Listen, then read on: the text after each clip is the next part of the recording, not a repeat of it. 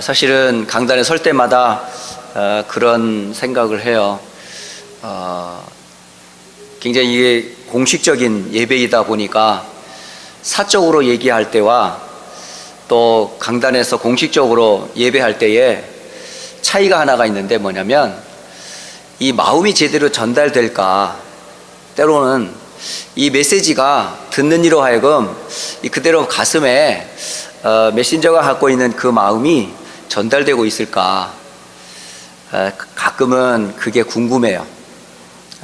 그래서 때로는 질문하고 싶을 때도 있어요. 아무개 권사님, 또 아무개 장로님, 아무개 집사님, 지난 한 주간 동안에 주신 말씀에서 받은 은혜가 무엇이었으며 또 어떤 기도 제목을 잡았고 어떤 응답들을 삶에서 누리시고 계셨는지요? 라고 물어보고 싶어요. 그러면 그 질문을 받은 성도 중에 한 분이, 목사님, 저는 주신 강단의 말씀이 이러했고요, 또 저러했고요, 이런 사건 저런 문제가 있었는데 하나님께서 은혜를 주셔서 말씀이 성취되고 기도가 응답이 되고 제 삶에 생명이 탄생되는 전도와 선교의 열매를 맺고 돌아왔어요. 때로는 성공한 응답도 얘기할 수 있지만 때로는, 목사님, 지난주에 주신 그 말씀이 저에게는 와닿은 게 아니고 너무 복잡해가지고 아무것도 모르겠어요.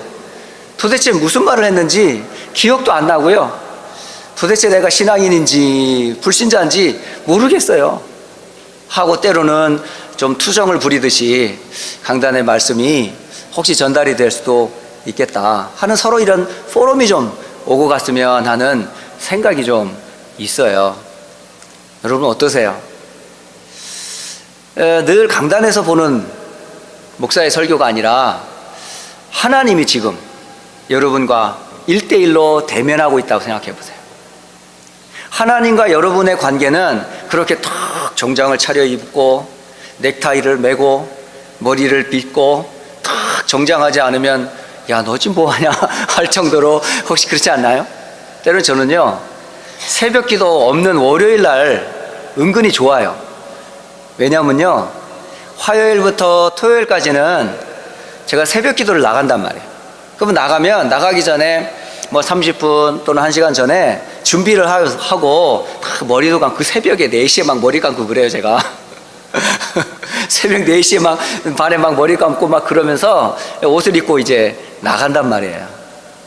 그러면 아무래도 이제 거기가 이제 예배 시간이고 또 성도들의 만남의 시간이다 보니까 약간은 이제 좀 격식도 차리고 의식도 차리고 아니어도 뭐 괜찮은 척 이렇게 앉아 있을 수가 있거든요. 그런데 월요일만큼은 그렇게 하지 않아요. 월요일은요, 제 모습을 거울에 비춰보지 않아요. 그리고 말씀 앞에 딱 서요. 제 모습이 지금 어떤 모습인지 저는 몰라요. 머리가 섰는지 뭐 까치집을 지었는지 제 눈곱이 지금 떨어져 있는지, 그냥 눈 뜨자마자 이제 말씀 앞에 설 때 신기한 거는요, 하나님은 제 겉모습 때문에 말씀의 은혜를 이렇게 빼앗는 법이 없어요.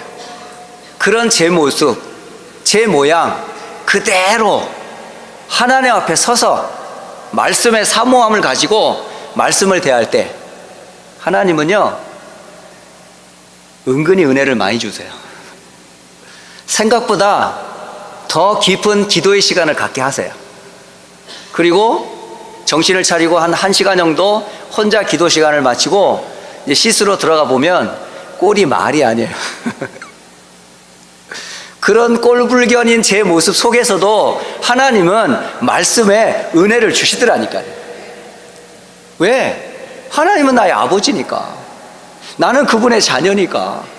예수는 나를 위해 이 땅에 오셨고, 예수님은 나를 위해 십자가 지셨고, 예수님은 나를 부활의 첫 열매로 삼으시고, 그분께서 부활한 첫 열매를 삼으시고 나를 두 번째, 세 번째 열매를 삼아 주시려고 예수님 부활해 주셨거든요. 결국 누구 때문에? 하나님이 나를 사랑하셔서 그리스도 되시는 그분이 오시고, 또 연약함을 아시기 때문에 성령으로 도장을 땅 찍으셔서 넌 내 거야, 내가 너와 영원히 함께 고아와 같이 버려두지 아니하고 너와 함께 할 거거든. 때로는 위기 때도, 때로는 기쁠 때도, 때로는 힘들 때도 변함없이 저와 함께 하셔요.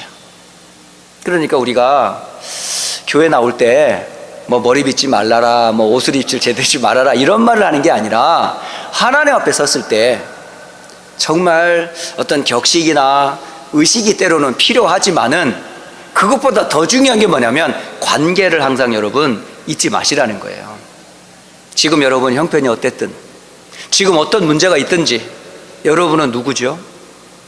그리스도라는 그 이름으로 운명과 죄와 사탄과 지옥에서 건진받은 하나님의 자녀. 그분 하나님은 여러분의 아버지고 우리는 그분의 자녀. 그 관계 속에서 이루어지는 게 뭐죠? 참 예배라는 거예요. 여러분 오늘 이 아침에 예배할 때 여러분 정말 목사님의 설교 물론 잘 들어야 되겠죠. 물론 한 주간 말씀 잘 묵상해야 되지요. 하지만 그 행위보다 더 중요한 게 뭐라고요? 하나님과 나와의 관계를 항상 기억하시고 때로는 잊어먹어도 여러분 하나님 자녀예요. 여러분 막 돌아다닌다고 쟤 예배 안 드렸는데, 쟤 지금 기도 안 했는데, 쟤 전도 안 하네, 안 한다고 해서 여러분이 구원받지 못한 거 아니고 하나님 자녀 아닌 것 결코 아니에요. 하지만 말씀을 더 생각하고 그 관계 시간을 좀 더 긴밀하게 가지면 그 은혜를 좀 더 깊이, 더 풍성히 누릴 수 있기 때문에. 그래서요 한 주간에 제가 여러분에게 제안하고 싶어요. 5가지 단어를 한번 묵상하는 시간을 만들어 보세요. 첫째는 어떤 단어냐면 하나님과 나와의 관계에 가장 중요한 언약이라는 단어를 한번 묵상해 보세요. 하나님은 눈에 보이지 않지만 보이지 않는 하나님이 우리와 함께 만나주고 대화하고 누리는 방법이 뭐냐면 그의 입에서 말씀하신 그 약속이거든요. 그게 성경의 전체 약속이에요. 그 약속의 주제가 누굴까요? 그리스도, 예수님이세요. 그러니까 하나님이 내게 주신 언약 되시는 그리스도를 한번 묵상하는 시간을 좀 가져보셔라. 그러면서 하나님과 여러분의 관계를 한번 확인해보는 그런 시간이 되길 바랍니다. 또 하나, 두 번째 여러분이 삶에서 묵상해야 될 두 번째 단어가 뭐냐면요, 지금 여러분이 보는 것, 여러분이 듣는 것, 여러분이 읽는 것, 여러 가지 많은 겪는 중에 정말 세상 사람들은 하나님을 제대로 믿지 않고 있어요. 그리고 거의 뭐죠? 자기가 우상화되어 있고 돈이 우상화되어 있고 성공이 우상화되어 있고 세상의 문화가 우상이 되어가지고 하나님 없는 세상이 됐어요. 그 우상화된 세상 속에서 하나님의 비전은 뭘까 생각해보세요. 진짜입니다. 진짜 하나님의 눈으로 정말 없는 이 하나님 없는 이 세상에 하나님이 정말 원하는 비전이 뭘까? 하나님의 시선 속에서 이 우상에 빠진 세상을 향한 하나님의 비전, 이거를 한번 개인적으로 묵상을 해보셔라. 이게 두 번째 여러분에게 드리고 싶은 단어예요. 생각해보는 시간. 자, 그러면 여러분이 두 단어를 생각해봤어요. 묵상해봤어요.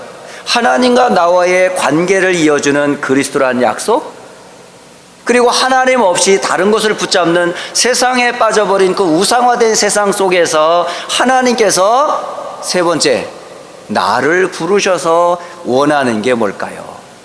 라는 꿈이에요. 분명히 하나님이 부르실 때는 부르신 이유가 있지 않을까요? 하나님 여러분을 지금 불렀어요. 왜 불렀어요? 제가 때로 한 20여 년 동안 부교육자 생활을 오래 하다 보니까 처음에 구원받았을 때는 그런 감격이 굉장히 열정적이었고 감사했고 막 되어지는 전도 막 확인되는 그런 은혜를 많이 받았는데 어느 날 보니까 교회 안에서는 사례를 받고 일하는 한 교회의 직원처럼 제 모습이 보여졌어요.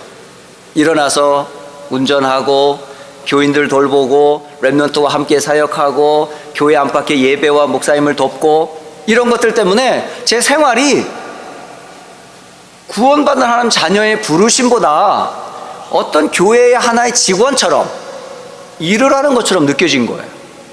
그러다 보니까 뭐냐면요, 꿈이 있을까요, 없을까요? 아니에요. 일꾼은 어떻게든지 오래 버티고 거기에 계속 살아남기 위해서 눈치를 보며 생활을 했던 거예요. 그러니까 목사님이 어떤 생각을 할까, 그것도 눈치. 성도들이 나를 보고 좀 일한다, 잘한다, 못한다 하면서 눈치. 랩런트들에게 인기가 있으면 랩런트라고 같이 노는가, 그것도 눈치. 잘리지 않으려고 은근히 몸부림을 치는 일꾼이었더라고요. 그러니 그 사람한테는 꿈이 있을까요, 없을까요? 유일한 꿈은 월급날, 살해받는 날, 그게 나의 유일한 꿈인 것처럼 착각을 했던 거예요. 그거 아니었거든요.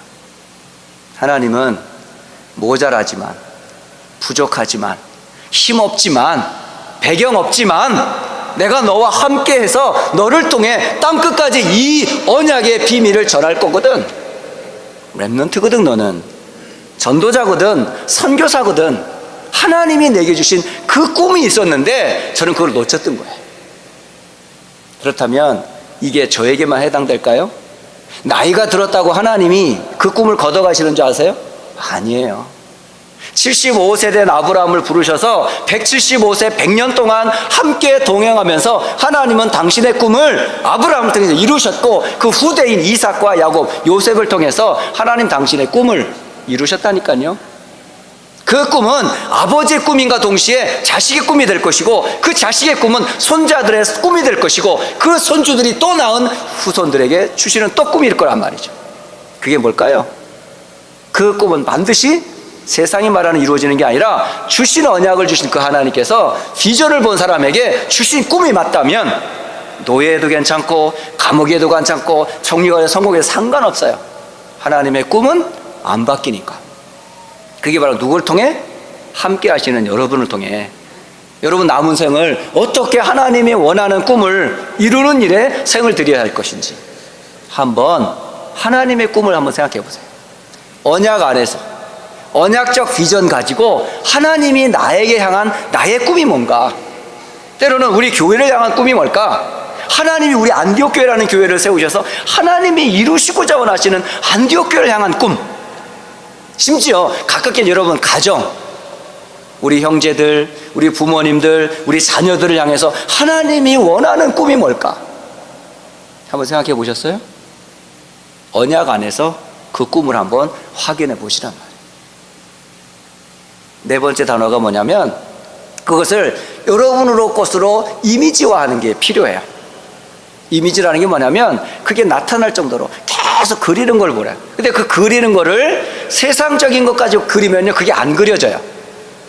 육신적인 그 동기를 가지고 그리면요, 그 이상하게 나와요. 그래서 그림은 어떻게 그리냐면 새로 그리는 게 제일 좋아요. 그럼 어떻게 새로 그려요?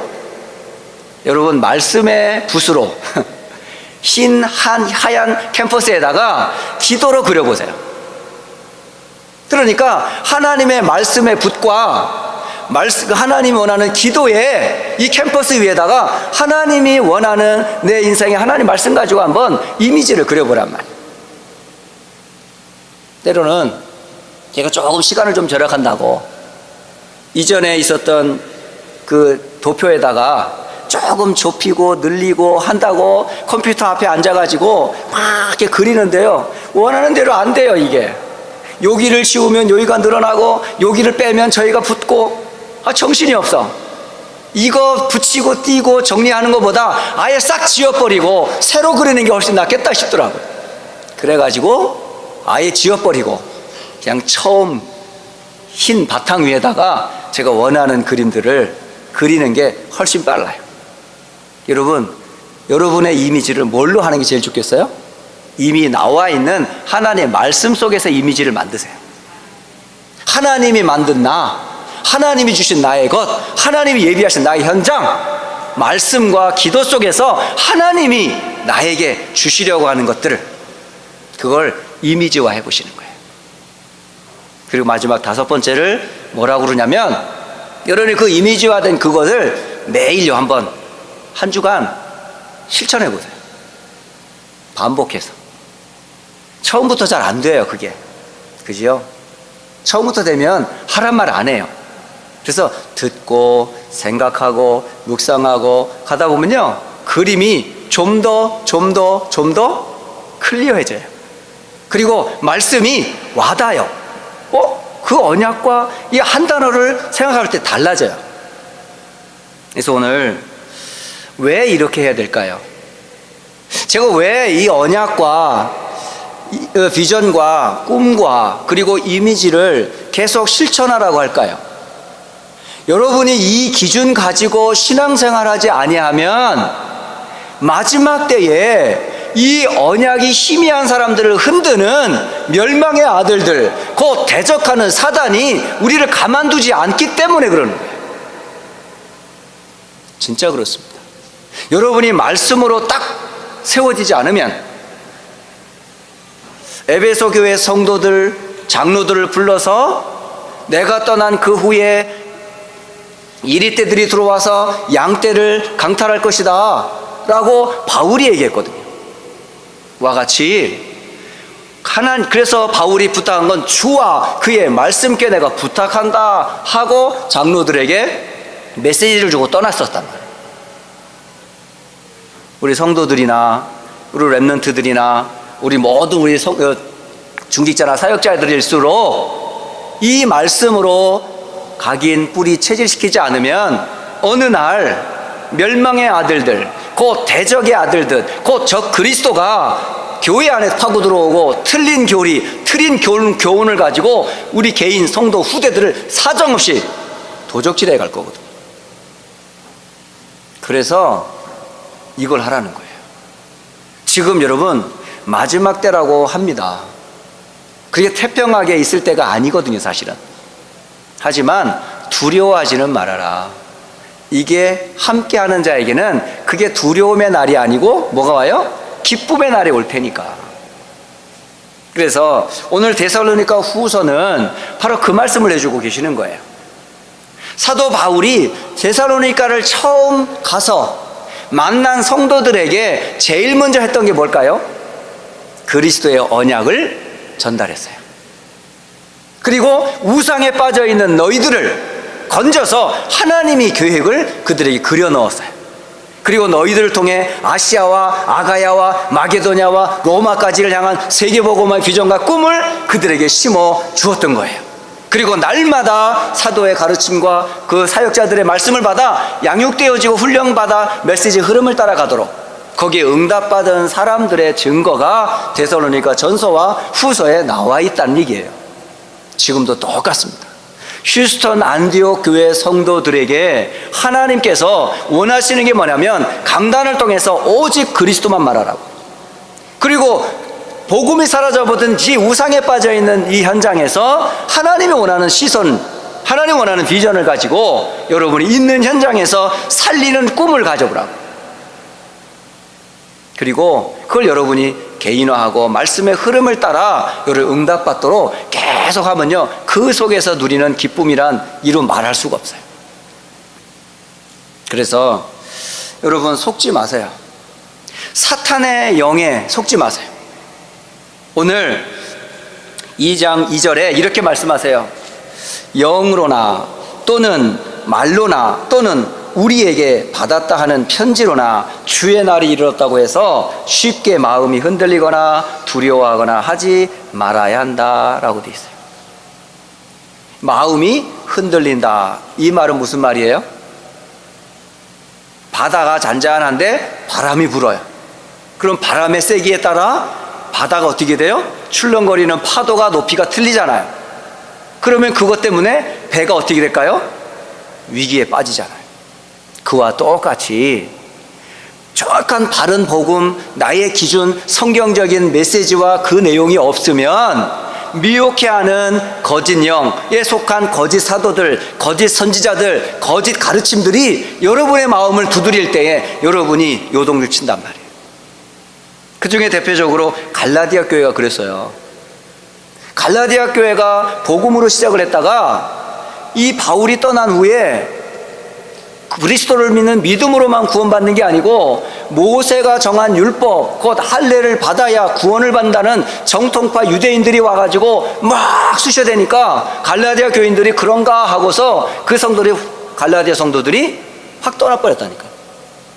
그뿐만이 아니라 디모데후서 3장 8절과 9절에 보면 이스라엘 백성들이 출애굽을 해가지고 가나안을 가는 사이에 많은 어려움도 있었단 말이에요.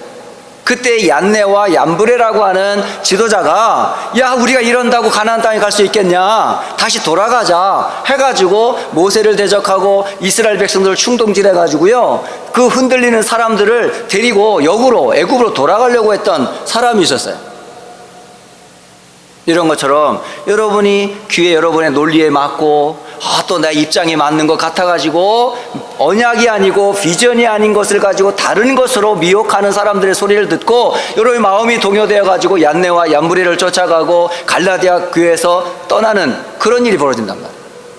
그래서 그 기준을 정확하게 잡으라고 하는 말씀을 전달하는 겁니다 지금. 그런데 왜 이렇게 흔들릴까요? 흔들릴 이유는 다른 게 아니에요. 그리스도의 그 재림과 그 구원의 약속에 대한 그리스도에 대한 바른 언약과 내용이 흔들리면, 기준이 사라져버리면 무너지게 돼 있어요. 그런데 이 멸망의 아들이 어디서 나타날까요? 불신자에게서 나오는 게 아니에요. 종교인에게서 나오는 게 아니에요. 그게 바로 뭐냐면 비슷해요. 교회 안에서 복음 같은데 다른 복음, 기도하는데 다른 기도, 뭔가 지금 모습은 같은데 다른 뭐가 있단 말이에요. 그래서 여러분이 정확한 그 기준을 뭘로 삼아야 돼요? 말씀의 복음. 그래서 그걸 언약이라고 그러는 거예요. 그걸 비전이라고 그러는 거예요. 그걸 꿈과 이미지로 여러분으로서 계속 각인뿌리 체질하지 않으면요 흔들려 버려요. 그래서 잘못된 재림사상 또는 잘못된 어떤 이런 말씀에 대한 가르침을 잘못 들어가지고 사람들에게 일어나는 큰 두 가지 일이 일어나요. 그 첫째가 무슨 일이 일어나면 배교가 일어나요. 배교가 뭐냐면 뒤로 물러나는 거라고 그러는 거예요. 뒤로 물러선다, 이게 바로 배교예요. 이게 맞다라고 확신을 하면 상관없이 그냥 계속 갈 텐데 그런가 하고 발을 주춤거린단 말이에요. 여러분, 예수가 그리스도라고 하는 확실한 언약과 이 언약이 땅끝까지 증거될 세계복음화 언약이 분명하다 그러면 어려움이 온들, 내게 손해가 생기고 주변 사람들한테 왕따를 당한들, 하나님과 나와 약속이 분명하다면 흔들릴 이유가 없거든요. 그런데 그거 아니고 이거야 라고 만약에 귀를 열고 그 사단의 속임에 여러분 귀를 기울이면요 가던 길을 어떡할까요? 주춤거릴 수밖에 없다니까요. 그래서 확신이 필요한 거예요. 그래서 확실한 기준이 말씀에서 나에게 정리가 되어져야 한다는 말씀이에요.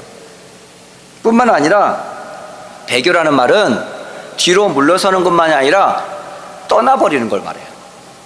아예 그 무리에서, 그 언약의 공동체에서 떠나는 걸 보고 배교라고 그래요. 그런 사람들이 많아요, 은근히. 그리고 세 번째로 뭐냐면 떨어져 나가는 거예요. 그러니까 세 가지: 뒤로 물러난다, 또는 떠난다, 또는 떨어져 나간다, 이런 뜻이 있어요. 그런데 이렇게 배교하게 만드는 게 어디에서 나온다고요? 그게 바로 교회 안에서 나온다고 그래요. 비슷한데 아니에요. 그래서 확실한 기준을 가지고 계셔야 돼요. 이 불법의 아들들, 이 멸망의 아들들이 출현하는데 이게 바로 어디서 출현한다? 바로 교회 안에서 출현한다는 거예요. 그게 한 개인일 수도 있어요. 그리고 조직을 갖춘 무리일 수도 있어요. 그리고 죄악을 행하는 국가가 될 수도 있습니다. 그래서 세상을 움직이는 거예요. 그런데 이들의 움직임을 보면 어쩌면 그때나 지금과 거의 똑같아요. 사단이 미혹의 영을 통해서 멸망시키는 사람들을 이용해서 하는 행위들이요 똑같아요. 지금도. 이들은 무엇을 지금 미혹하고 있을까요? 하나님의 말씀, 곧 율법, 이 부분을 자꾸 자꾸 어기게 만들어요. 그리고 틀리게 만드는 거예요. 그리고 이들은 거짓 종교를 퍼뜨려요. 예수 말고 다른 데도 구원이 있다. 모든 종교는 다 똑같다. 이렇게 믿는 게 아니라 저렇게도 믿어야 된다. 모든 걸 다 인정해야 된다. 이런 식으로 틀린 것, 다른 교훈들을 자꾸 퍼뜨려요. 그리고 법을 만들어요. 사람의 마음의 양심을 좌우하는 법을 만들어 가지고요, 그거를 가지고 뭐요? 믿지 못하도록 법을 만들어서 법을 어기면 뭐 하게 만들어요? 벌금 내게 만들어요. 그게 국회에서 올라가고 정치인들의 마음에 들어가고 이익이 생기면 그걸 가지고 뭐예요? 법제화 만드는 거예요. 그래서 사람들이 많이 표를 얻을 것 같으면 그쪽의 사람들의 마음을 주어서 그것을 통과시키는 그런 법들이 계속 지금 만들어지고 있고, 지금 의회에다가 계속 지금 사람들이 올리고 있고 제안하고 있단 말이에요. 지금 그런 일들이, 저는 성경에만 있었는 줄 알았더니 요즘에요, 국내외적으로 그런 일들이 계속 정치 현장에, 경제 현장에, 사회 문화에서요 계속 나오고 있어요. 지금 벌금만 내는 게 아니고요, 그걸 계속 어기면 먼저 감옥에 가둬버려. 그리고 나라에서는 그런 바른 복음을 전하고 바른 전도하고 선교하는 사람들 어떻게 해요? 추방시켜버려요. 그 대표적인 나라가 바로 뭐냐면 저기 중앙아시아 쪽이 그래요 지금. 그리고 곳곳에서 지금 전도 선교하는 그런 전도 운동하는 사람들을 자꾸 추방해요. 그런 데가 은근히 많습니다. 그리고요, 잡힌 사람들 고문해요. 신앙 부인토록. 때로는 독을 넣은 음식으로 독살을 시키기도 하고, 심지어는 대량 학살도 시키고, 때로는 불에 태워 죽이기도 하고, 심지어는 참된 종교 복음을 뿌리내리는 것을 방해하고 있어요. 이런 불법의 사람들이 지금도 세상에 쫙 깔렸어요. 누가 이런 짓을 할까요? 사탄은 지금도 존재하고 있고요, 활동하고 있습니다. 정치를 이용하고 경제력을 이용하고 세상의 문화를 이용하고 세상의 모든 도구, 그리스도만 막을 수 있다면 모든 걸 총동원해서 적 그리스도 짓을 하고 있는 게 누굴까요? 그리스도를 대적하는 이는 하나밖에 없어요. 누구죠? 사탄 마귀밖에 없습니다. 그 마귀에게 잡힌 개인, 마귀에게 잡힌 단체, 마귀에게 잡힌 국가로 인해서 세상을 지금요 계속 혼란에 빠뜨리고 있는 이 시대란 말이에요. 그렇기 때문에 여러분, 미혹의 영에 속지 말라라고 성경은 말하고 있어요. 이 미혹이라는 말은 올바른 길을 완전히 벗어나는 것을 보고 미혹이라고 해요. 미혹. 여러분 아시죠? 그럼 어떻게 하면 됩니까? 흔들리지 마시라니까요. 여러분의 감정도 때로는 흔들릴 수 있어요. 여러분 삶도 때로는 여러 가지 어려움을 당할 수도 있어요. 그러나 과거로부터 지금 앞으로도 영원히 변하지 않는 것은 딱 하나밖에 없어요. 그게 뭐죠? 하나님의 약속의 말씀만큼은 변하지 않아요. 그래서 말씀 위에 굳건히 서라는 말씀입니다. 목사도 바른 말씀 위에 서야 하고, 성도들도 바른 말씀 위에 서야 하고, 우리 후대들인 자녀들도 바른 말씀 위에 딱 서야 되는 거예요. 그 말씀이 뭘까요? 그게 다른 것이 아니라 여러분, 구원의 감사예요. 여러분이 어떻게 구원을 받았어요? 어디서 구원을 받았어요? 무엇으로 구원을 받았어요? 받은 구원이 다른 게 아니잖아요. 그리스도로 구원을 받았어요. 사탄의 손에서, 죽음과 지옥에서, 하나님 떠난 영원한 저주에서 해방받는 유일한 길은 그리스도 외에는 다른 이름이 없어요. 그래서 그리스도 안에서 받은 구원으로 인하여 감사하라라고 하는 거예요. 근데 이 구원이 참 놀랍게도 우리가 태어나기도 전에, 우리가 이 땅에 오기도 전에 하나님께서 이미 처음부터 준비하셨다라고 기록했어요. 이 준비됐다는 말은 뭐냐면 창세 전부터 하나님 우리의 구원을 준비하셨다가 하나님이 부르셨어요. 두 단어가 비슷해요. 하나는 택하셨다, 또 하나는 부르셨다라는 단어예요. 여러분, 택하심은 누구로부터? 이미 영원한 영세 전부터 영원 전부터 영원 후까지 계신 하나님의 플랜 속에 택하심이라는 계획이 있었어요. 그런데 언제 부르셨어요? 시간 속으로 여러분을 부르신 거예요. 여러분의 가정의 문제 때문에, 질병의 문제 때문에, 여러분의 진로나 여러 가지 삶의 문제 때문에 어려움을 당했을 그때에 하나님이 시간표 속으로 들어오셔서 창세 전에 택한 그 구원의 계획을 그 시간표에 부르셨다는 사실. 이해가 되지요? 택하심과 부르심의 차이입니다. 그러나 목적은 하나입니다. 구원입니다. 하나님의 택하심과 하나님의 부르심은 결국은 어디서?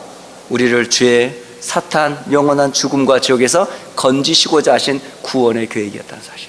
그것 때문에 뭐해라? 감사해라.